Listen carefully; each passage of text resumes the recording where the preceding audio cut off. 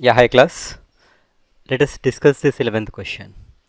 If the sum of first n terms of NAP is 4n minus n square, what is the first term? What is the sum of first two term? And what is the second term? And similarly find the third, the 10th and the nth term. Okay, तो problem देखिए काफ़ी आसान है. The sum of first n term यहाँ पर इन्होंने दिया है. तो एक तरह से हम कह सकते हैं कि ये एस एन इन्होंने दिया है. एस एन क्या है? एस एन है 4n माइनस एन स्क्वायर. ठीक है. अब प्रॉब्लम में क्या बोला है कि what is the first term. So first term के लिए हम एस वन फाइंड आउट करते हैं. S one is equals to A होता है and S one is equals to यहाँ पर 4 इंटू ये 1 हो जाएगा माइनस ये 1 स्क्वायर हो जाएगा. तो which is equals to 4 minus 1 which is equals to 3. तो therefore a equal to 3. Okay, ये पहला काम हो गया आपका. फिर सेकेंड क्या बोला है इन्होंने कि what is the sum of first two terms. So what is second term. अब second term के लिए क्या कर सकते हैं हम. पहले तो S2 फाइंड आउट कर लेते हैं. S2 इज इक्वल टू यहाँ पर क्या होगा 4 into two minus two square. So 4 into two 8 minus two square 4. 8 minus 4 is 4. S2. अब हमें क्या करना है, हमें सेकेंड टर्म फाइंड आउट करना है A2. तो A2 के लिए फॉर्मूला होगा S2 माइनस S1. ठीक है. देखिए दो टर्म का सम किया, उसमें से अप टू वन टर्म हमने हटा दिया, तो क्या बचा, सेकेंड टर्म बचा. तो एस एन के लिए अगर एस एन दिया है तो हम ए एन निकाल सकते हैं by formula s n minus s n minus one. ठीक है. तो ए टू निकालना है तो s two minus s one. अगर ए थ्री निकालना है तो s three minus s two. इस तरह से. तो यहाँ पर एस टू की वैल्यू है 4, एस वन की वैल्यू है यहाँ पर 3. तो 4 माइनस 3 ये क्या हो गया, 1 हो गया. तो ए टू की वैल्यू हो गई 1. सेकेंड टर्म हमने फाइंड आउट कर लिया. Find the third, the tenth and nth term. So third term के लिए क्या होगा, तो यहाँ पर ये थर्ड टर्म होगा a3. a3 is equals to s3 minus s2. Okay. So s3 की वैल्यू यहाँ पर ये 4 into 3 minus 3 square minus S2 की वैल्यू यहाँ पर हमने 4 फाइंड आउट की थी, तो माइनस 4 कर लेते हैं. तो ये हो जाएगा आपका 4 3 ज़ा 12 माइनस 3 3 ज़ा 9 minus 4. So 12 minus 13. So 12 minus 13 is 12 minus 13 is minus 2. Minus 1 क्या हो गया, ये माइनस 1. ओके. चलिए देखते हैं. यहाँ पर A3 था, फिर 2 डिक्रीज़ किया तो 1 हो गया, फिर और 2 डिक्रीज़ किया तो माइनस 1 हो गया. सो ठीक है, हम सही जा रहे हैं. फिर अब यहाँ पर A10 फाइंड आउट करना है. तो A10 के लिए क्या होगा, A10 होगा A10 is equals to S10 minus S9. So S10 का फॉर्मूला हो गया 4 into 10 minus 10 square minus S9 का फॉर्मूला हो गया 4 इंटू 9. 4 इंटू 9 माइनस माइनस का प्लस हो जाएगा और 9 का स्क्वायर हो जाएगा. सो 4 इंटू 10 40 माइनस 100 माइनस 36 प्लस 81. सो ये 40 माइनस 36 ये हो गया 4, और ये माइनस 100 प्लस ये 81 ये हो गया माइनस 19, राइट. और 19 माइनस 19 प्लस 4 ये हो गया माइनस 15. सो A10 की वैल्यू हो गई माइनस 15. अच्छा, A10 निकालने का एक दूसरा फॉर्मूला भी था. A10 हम लिख सकते थे A10 is equal to A plus 9 times D. So A की वैल्यू यहाँ पर हमने फाइंड आउट की, A is equal to 3. So 3 plus 9 times D की वैल्यू देखिए हमने माइनस 2 है. So 3 minus 18. So 3 minus 18 is minus 15. तो देखिए ये तरीका भी यूज़ कर सकते हो, ये तरीका भी यूज़ कर सकते हो. ठीक है. तो third term and tenth term find out कर लिया, और nth टर्म हमें फाइंड आउट करना है. तो A N is equal to यहाँ पर S n minus s n minus one. ये फॉर्मूला हम यूज़ कर सकते हैं. तो ये फॉर्मूला यूज़ करेंगे तो 4n minus n square minus यहाँ पर ब्रैकेट ले लेते हैं, और 4 इंटू ये n माइनस वन होगा माइनस एन माइनस वन का स्क्वायर होगा, ठीक है। तो ये हो गया 4n minus n square, minus यहाँ पर ब्रैकेट में ये है 4n माइनस 4 माइनस ये एन स्क्वायर, फिर माइनस का ये प्लस हो जाएगा क्योंकि बाहर माइनस है, सो 2n और प्लस 1 का ये हो जाएगा minus 1। So this is 4n minus n square, minus यहाँ पर ब्रैकेट में अगर हम देखें तो ये एक टर्म है माइनस एन स्क्वायर, फिर एक टर्म है plus 6n, 2n plus 4n 6n, फिर एक टर्म है माइनस 5। तो ये हो गया आपका 4n minus n square plus n square minus 6n plus 5। So which is equal to minus n square plus n square cancel, और ये 5 माइनस 4n माइनस 6n इस क्या है माइनस 2n। तो ये ए एन के लिए फॉर्मूला हो गया, A N is equal to 5 minus 2n। Okay, 5 minus 2n। Okay, तो चलिए इसे देख लेते हैं कुछ टर्म्स निकाल के, जैसे a1, तो a1 5 minus 2, 5 minus 2 3, a2 is 5 minus 2 to the 4 which is 1, a3 5 minus 2 3 the 6 which is minus 1। तो यही वैल्यू तो हमें मिली भी है, तो ये वेरिफिकेशन हो गया। चेक हम कह सकते हैं, चेक ऐसा ज़रूरी नहीं है कि आप चेक करें, बट किया तो कोई प्रॉब्लम नहीं है। तो ये ए एन का फॉर्मूला हो गया 5 माइनस 2n। दूसरा तरीका था ए एन निकालने का, ए प्लस एन माइनस 1 डी, क्योंकि ए भी हमको पता है डी भी हमको पता है, तो ए एन का फॉर्मूला हम वहाँ से भी निकाल सकते हैं। तो ये था आपका प्रॉब्लम कि nth टर्म फाइंड आउट करना था, थर्ड टर्म फाइंड आउट करना था, 10th टर्म फाइंड आउट करना था, फर्स्ट करना था, सेकंड करना था, बहुत सारी चीज़ें हमने फाइंड आउट की, और सारे के सारे टर्म हम एस एन के फॉर्मूले को यूज़ करके कर सकते हैं, ठीक है। अब अगला क्वेश्चन है, find the sum of first 40 positive integer divided divisible by 6। Find the sum of first 40 positive integer divisible by 6। So यहाँ पर जो हमारा एपी है, सो हियर गिवन एपी हम लिख सकते हैं, गिवन एपी 6 देन 12, देन इस तरह से लास्ट टर्म क्या होगा अप टू 40 टर्म, तो अप टू लिख लेते हैं 40 टर्म्स। तो यहाँ पर मुझे फाइंड आउट क्या करना है, S40 ये मुझे फाइंड आउट करना है, दिस इज क्वेश्चन मार्क। तो यहाँ पर आपका फर्स्ट टर्म A 6 है, D 6 है, N 40 है। तो यहाँ पर S40 हमारा होगा, पहले तो SN का फॉर्मूला लिखना है, SN लिख लीजिए, SN is equal to N divide by 2, N bracket 2A plus N minus 1D।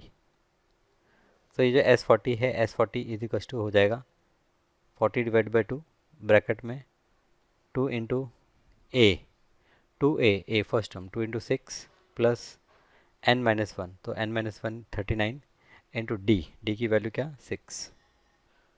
So 40 divided by 2 20, 2 6 are 12 plus ये 6 9 are 54, 4 5 6 3 are 18, 18 plus 5 is 23, so 234, so this is 20 multiplied by, now 4 plus 2 6, 3 plus 1 4 and this is 2, so यहाँ पर ये एक 0, फिर 2 6 are 12 1, 2 4 the 8 plus 1 9, 2 to the 4, so 4920। okay, so find the sum of first 40 positive integer divisible by 6। so sum कितना है 4920, this is the required sum। next question है, find the sum of first 15 multiples of 8। so यहाँ पर भी 8 16 ऐसे up to 15 terms हम लिख सकते हैं, और फिर आप प्रॉब्लम को खुद ही सॉल्व कर सकते हैं। यहाँ पर अब अगर 14th प्रॉब्लम देखें, find the sum of odd number between 0 and 50। Find the sum of odd number, so odd number between 0 and 50 तो 1 से स्टार्ट होगा, 1 3 5, और ये लास्ट नंबर जो होगा ये होगा 49। ये सब मुझे फाइंड आउट करना है। तो यहाँ पर a is equal to 1, d is equal to 2 और a n is equal to 49, और हमें फाइंड आउट करना है एस एन क्वेश्चन मार्क। तो एस एन फाइंड आउट करने के लिए पहले एन फाइंड आउट करेंगे, तो ए एन का फॉर्मूला यूज़ करेंगे, A N is equal to A plus N minus 1 D तो ए एन की जगह है 49, ए की जगह 1, एन माइनस 1, डी की जगह 2। तो देयरफॉर 48, ये 1 इधर आ गया minus, divide by 2 is equal to n minus 1। So divide करेंगे तो ये कितना होगा 24, 24 is n minus 1। So from here n is equal to 25। अब एस एन के लिए फॉर्मूला यूज़ कर लेते हैं। तो एस एन, तो एस 25, 25th टर्म का सन, तो ये हो जाएगा 25 divide by 2 n bracket first term plus last term. तो फर्स्ट टर्म है आपका 1 प्लस लास्ट टर्म है आपका 49। ओके, यहाँ पर आप फॉर्मूला लिखिए, since s N is equal to N divide by 2 bracket में ए प्लस ए एन। सो यहाँ पर एस 25, तो ये हो गया आपका 25 डिवाइड बाई 2 मल्टीप्लाइड बाई 50। तो ये कैंसिल और ये हो गया आपका 25। तो ये हो गया 25 का square which is equal to 625। तो यहाँ पर ये आप एज ए फॉर्मूला भी कंसिडर कीजिए कि sum of first and order number is equal to always N square. Okay, right, again sum of first and order number is equal to N square. तो 15th problem, a contract on construction job specifies a penalty for delay of completion beyond a certain date as follows. 200 is penalty for first day, 250 for the second day, 300 for the third day, etc. The penalty for each succeeding day is 50 more than the preceding day. How much money the contractor has to pay as penalty if he has delayed the work for 30 days. So delays for 30 days means n is equals to 30, a is equals to 200, d is equals to 50. We have to find s 30 question mark. So यहाँ पर S N का formula लिखते हैं, S N is equals to N divide by 2 A plus N minus 1 D. So ये हो जाएगा S 30 is equals to 30 divide by 2, A की value 200 plus 30 minus 1, ये हो गया 29, डी की वैल्यू 50। सो ये 15 इंटू 200 प्लस ये 0 एज इट इज रखते हैं, 5 9 ज़ा 45, 4 5 2 ज़ा 10, 10 प्लस 4 कितना 14, 1450 इज इक्वल्स टू ये यहाँ पर हो जाएगा 15 मल्टीप्लाइड बाई ये 0, ये 5, ये 6, ये 1।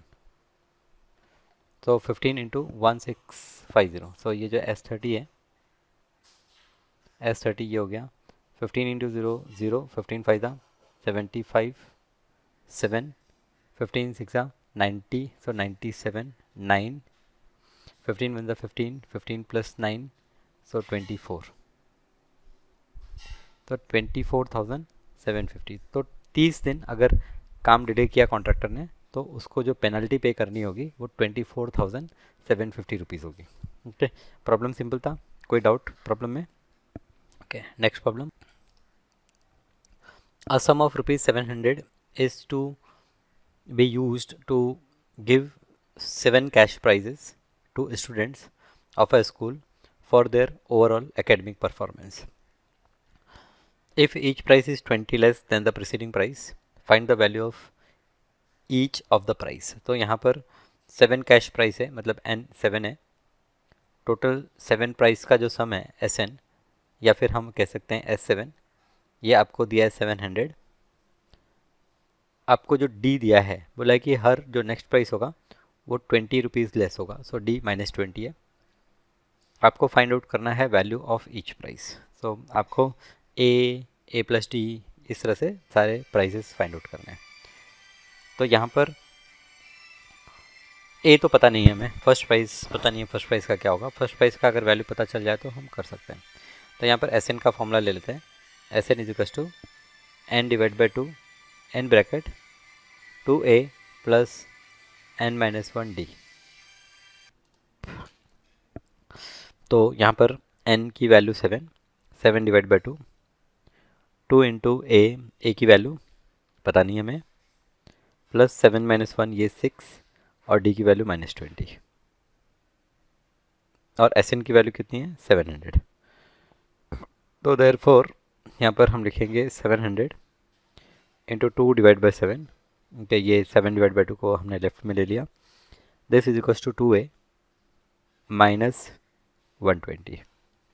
तो 7 से ये कट गया, 100 इंटू 200, और ये माइनस 120 यहाँ पर लेफ्ट में आएगा तो plus 120 is equals to 2a। So ये 320 हो गया। 320 is equals to 2a। a equal to 320 divide by 2 is equals to 160। So जो फर्स्ट प्राइस है वो 160। तो देयरफॉर हम लिखेंगे, देयरफॉर यहाँ पर जो फर्स्ट प्राइस है इज रुपीज़ 160। इसी तरह से सेकेंड प्राइस रुपीज़ 20 लेस करना है, 140। Third rupees 120 and so on. इस तरह से आप टोटल 7th प्राइस तक की वैल्यू को फाइंड आउट कर लेंगे। ओके, ये 16th क्वेश्चन। अब यहाँ पर 17th क्वेश्चन देखेंगे। In a school student thought of planting trees in and around the school to reduce the air pollution. It was decided that the number of trees that each section of each class will plant will be same as the class in which they are studying. Example, section A of class 1 will plant 1 tree. Section of class 2 will plant 2 trees, and till class 12 there are 3 sections of each class. How many trees will be planted by the student? So यहाँ पर अगर हम a की value देखें, a, so a की value 3 into 1 है, क्योंकि first class में आप फर्स्ट क्लास के बच्चे क्लास वन के एक सेक्शन के बच्चे एक प्लांट को प्लांट करेंगे, एक प्लांट को लगाएंगे। तो क्लास 1 के 3 सेक्शन चलते हैं तो 3 प्लांट लगेंगे। इसी तरह से जो डी होगा, डी कॉमन डिफरेंस, तो जब सेकेंड क्लास में हम जाएंगे तो यहाँ पर क्या होगा, a2 की वैल्यू जैसे मैं बात करूँ तो a2 की वैल्यू क्या होगी, 3 इंटू 2। सेकेंड क्लास मतलब हर सेक्शन के बच्चे 2 टी प्लांट करेंगे, और क्लास 2 में 3 सेक्शन है तो टोटल 6 प्लांट होंगे। तो डी की वैल्यू जो होगी वो 6 माइनस 3, 6 माइनस 3 कितना हो जाएगा, 3 हो जाएगा। डी का वैल्यू 3। ऐसे मेरे टोटल 12 क्लास हैं, तो मुझे फाइंड आउट करना है कि टोटल कितने ट्री प्लांट होंगे, तो एसएन फाइंड आउट करना है। तो यहाँ पर हम ऐसा भी कर सकते थे कि पहले क्लास 1 क्लास 2 सबका हम ऐड कर लेते, और फिर क्योंकि हर क्लास के 3 सेक्शन थे तो 3 से लास्ट में मल्टीप्लाई कर लेते, तो वैसा भी चलता। अभी एसएन का जो फॉर्मूला है, एसएन का फॉर्मूला है n divide by 2, 2a plus n minus 1d। तो यहाँ पर हमारा S12 जो होगा वो हो जाएगा 12 डिवाइड बाई 2, ब्रैकेट में 2 इंटू ए की वैल्यू 3 है तो ये 6 प्लस 12 डिवाइड बाई 2 6, नहीं sorry, a plus n minus 1, तो n माइनस 1 ये 11। तो यहाँ पर ये 6 नहीं होगा, ये 6 की जगह 11 इंटू डी, तो कॉमन डिफरेंस यहाँ पर हमने देखा 3 का है तो 3, तो ये 6 इंटू 6 प्लस 11 3 ज़ा 33। So this is 6 into 33 plus 6 is 39. So 6 9 the 54, 4 5, 6 3 the 18, 18 plus 5, so 23. So 234. S12 की वैल्यू क्या हो गई, S12 is equals to 234. Okay. So how many trees will be planted by the student? So 234 trees will be planted. 234 trees. Okay, 17th question.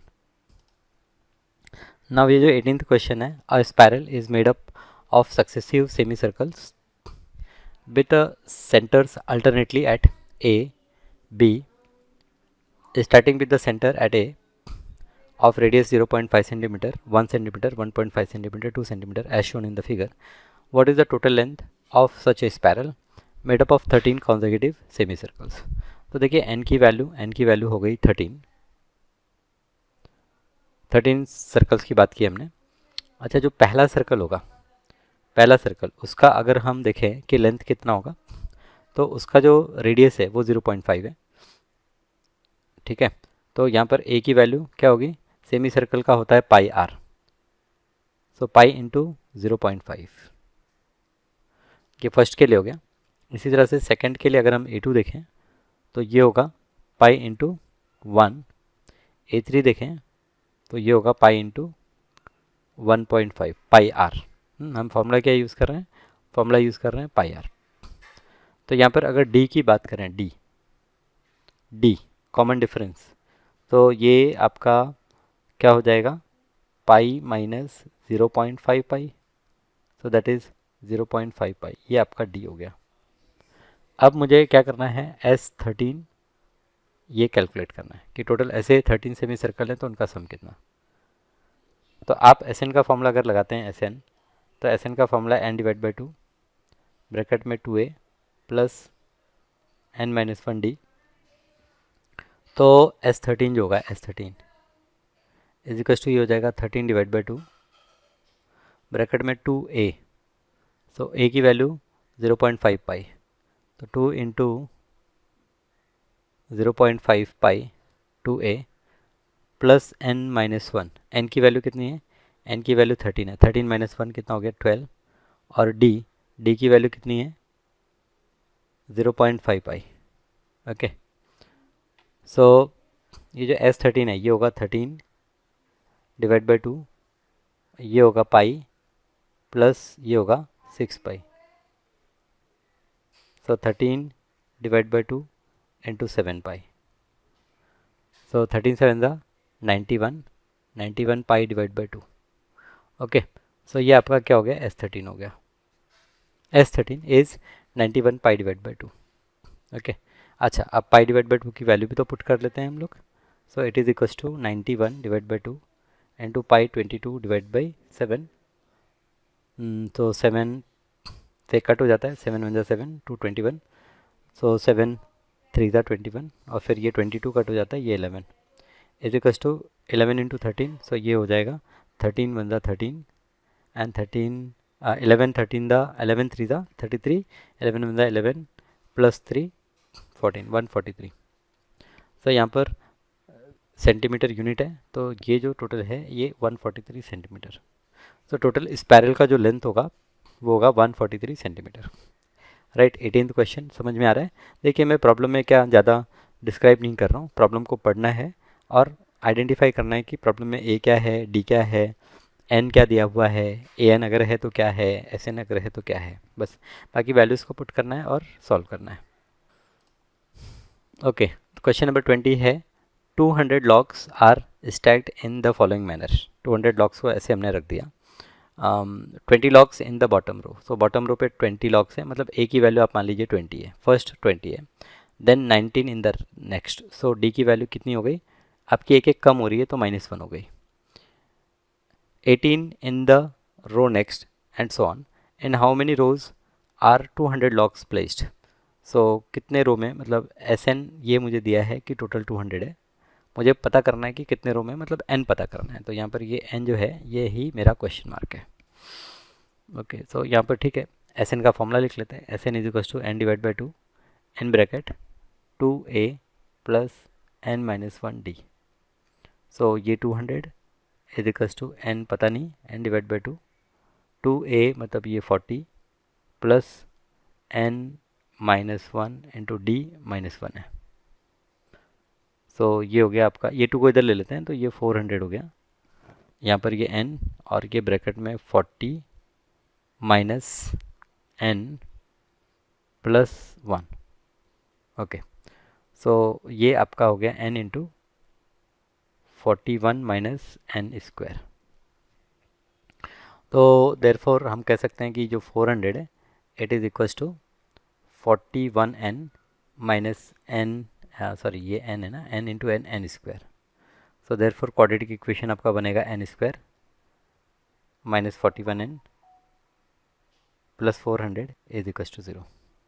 अब क्या करते हैं, हम 400 को फैक्टराइज कर लेते हैं, तो 400 इसको फैक्टराइज करेंगे तो 2 2 ज़ा 4, फिर 2 1 ज़ा 2,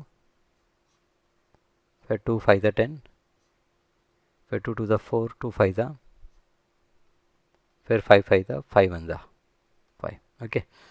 2 to the 4 to the 8 to the 16 and 25. So 16 and 25, 16 और 25 अगर ऐड करें तो कितना होता है 41. तो यहाँ पर ये लिखेंगे हम n square minus 16n minus 25n plus 400 equal to 0. n common, so n minus 16 minus 25 common, so n minus 16 is 0. So therefore एक तो हो गया n minus 16, दूसरा हो गया n minus 25 equal to 0. So therefore n minus 16 is 0 और n minus 25 is 0. Okay. So therefore n equal to 16 और n equal to 25. Okay. But देखिए यहाँ पर क्या होगा कि आप ना एक एक लकड़ी को कम करते हुए ऊपर जा रहे हैं. तो एक स्टेज ऐसा आएगा कि जब आपका नंबर ऑफ़ लॉग्स ज़ीरो हो जाएंगे और फिर उसके बाद माइनस में नंबर ऑफ़ लॉग चलने लगेंगे. तो यहाँ पर हम नेगेटिव तो लकड़ियाँ रख नहीं सकते हैं. तो ज़रा हम देख लेते हैं. A16 अगर हम देखें, क्योंकि दोनों में से कोई एक ही वैल्यू आपकी सही होगी. A16 अगर हम देखें तो ये होगा A plus 15D which is equals to A की वैल्यू. यहाँ पर हमने A की वैल्यू फाइंड आउट की है क्या? A की वैल्यू 20 है. सो 20 माइनस 15 हो जाएगा. D की वैल्यू 1 है तो ये हो जाएगा 5. और अगर इसी तरह से A25 फाइंड आउट करें तो ये होगा A plus 24D is equals to 20 minus 24 is equals to -4. So but -4 is not possible, right? क्योंकि ये ए एन क्या है कि भाई nth रो में कितनी लकड़ियाँ आप रख रहे हैं. तो -4 लकड़ियाँ कैसे रखेंगे? नहीं रख सकते. सो देयरफॉर यहाँ पर n is not equal to -25. So therefore n equal to 16. So यहाँ पर आपके प्रॉब्लम में हम बोलेंगे वर्ड में आपको आंसर लिखना है इन हाउ मेनी रोज. सो हम लिखेंगे in 60 rows 200 logs will be placed. Okay, चलिए एक last question, final question.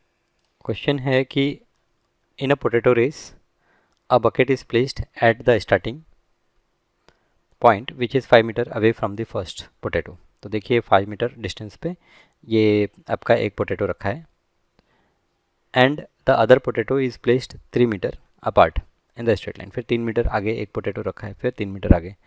There are 10 potatoes in the line. A competitor start from the bucket, pick up the nearest potato, run back with it, drop it into the bucket, run back to pick the next potato, run to the bucket and drop it in it, and in such C continues in the same way until all the potatoes are in the bucket. What is the total distance the competitor has done? कितना distance run किया? Hint दिया है कि to pick up the first potato and the second potato, the total distance run by the competitor is 2 into 5 plus 2 into 5 plus 3. क्या दिया इन्होंने? To pick up the first potato and the second potato, the total distance. So 5 metre पे पहला था तो 2 into 5 हो गया. फिर इसी तरह से नेक्स्ट टाइम उसने जो टोटल डिस्टेंस कवर किया वो क्या है? 5 प्लस 3 8 इंटू 2 करना है. तो यहाँ पर मैं थोड़ा बेटर तरीके से लिखता हूँ कि भाई ए आपको जो दिया है, देखिए फर्स्ट टाइम आप गए 5 मीटर, फिर कवर किया और वापस आ गए. तो टोटल आपने जो डिस्टेंस कवर किया वो 2 इंटू 5 था, ये ए विच इज़ 10. इसी तरह से जो सेकंड पोटैटो आपने कवर किया वो आपका था टोटल डिस्टेंस 8 है. 8 आपको जाना है फिर वापस आना है. सो 8 जाना है आना है. सो ये क्या हो जाएगा? 2 इंटू 8 हो जाएगा विच इज़ इक्वल्स टू 16. इसी तरह से A3 जब आप फाइंड आउट करेंगे तो थर्ड पोटैटो के लिए टोटल डिस्टेंस जो होगा वो 11 होगा. सो 2 इंटू 11 हो जाएगा. 2 इंटू 11 इज इक्वल्स टू 22. सो यहाँ पर डिफरेंस 6, यहाँ पर डिफरेंस 6. तो हम इसी तरह से डॉट डॉट डॉट कर सकते हैं. तो यहाँ पर ए दिया है, एन अगर हम बोलें तो टोटल कितने पोटैटो यहाँ पर प्रॉब्लम में मेंशन किए हैं?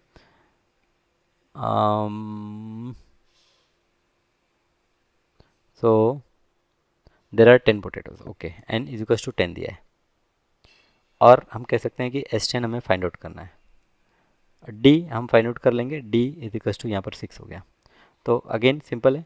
एस एन के लिए फॉर्मूला क्या है? N divide by 2 2a plus n minus 1 D okay, so this is equals to 10 divide by 2, 2 into ए की value 10 plus n minus 1, n आपका कितना है 10, 10 माइनस 1 कितना हो गया 9 इंटू डी, डी की वैल्यू कितनी है 6 है।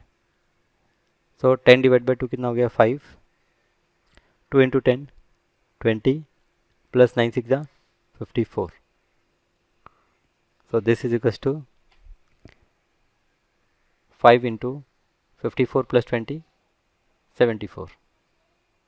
सो 5 4 जा 22, 5 7 जा 35, 35 प्लस 2 37।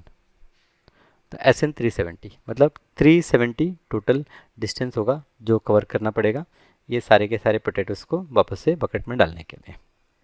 ओके, तो प्रॉब्लम देखिए, प्रॉब्लम AP का लोगों को लगता है ऐसा है कि बहुत टफ है, बट अगर आप थोड़ा सा प्रॉब्लम को समझेंगे, एनालाइज करेंगे तो प्रॉब्लम काफ़ी आसान है। SN का फॉर्मूला इम्प्लीमेंट करना है, जहाँ पर दो फॉर्मूले हमने देखे, एक तो n divide by 2 in bracket 2a plus n minus 1d, या फिर दूसरा है n divide by 2 first term plus last term. ठीक है, फिर लास्ट हमने लेक्चर्स में an के लिए फॉर्मूले देखे थे। an के लिए फॉर्मूला था a plus n minus 1d। अगर लास्ट ईयर से हमको कोई nth टर्म फाइंड आउट करना है तो उसके लिए फॉर्मूला था l minus n minus 1d। Okay, d common difference होता है second term minus first term. an को फाइंड आउट करने के लिए एक और फॉर्मूला है जो है sn minus sn minus 1। Okay, तो एक और फॉर्मूला मतलब यहाँ पर क्या लिख देता हूँ मैं, तो जैसे an का फॉर्मूला an is equals to sn minus sn minus 1। Okay, ये फॉर्मूला इम्प्लीमेंट करके an फाइंड आउट कर सकते हैं। तो आई होप सारे फॉर्मूले भी आपको याद हो चुके हैं, और आपको कोई भी प्रॉब्लम अगर अरिथमेटिक प्रोग्रेशन का आता है तो विदाउट एनी टेंशन आप उसे सॉल्व कर सकते हैं। Thank you for being with me. Okay, अगले लेक्चर में हम कोई एक नया चैप्टर डिस्कस करेंगे, बट मैं आशा करता हूँ कि आप AP के सारे वीडियोस को अच्छे से देखेंगे, समझेंगे और सॉल्व करेंगे। Thank you.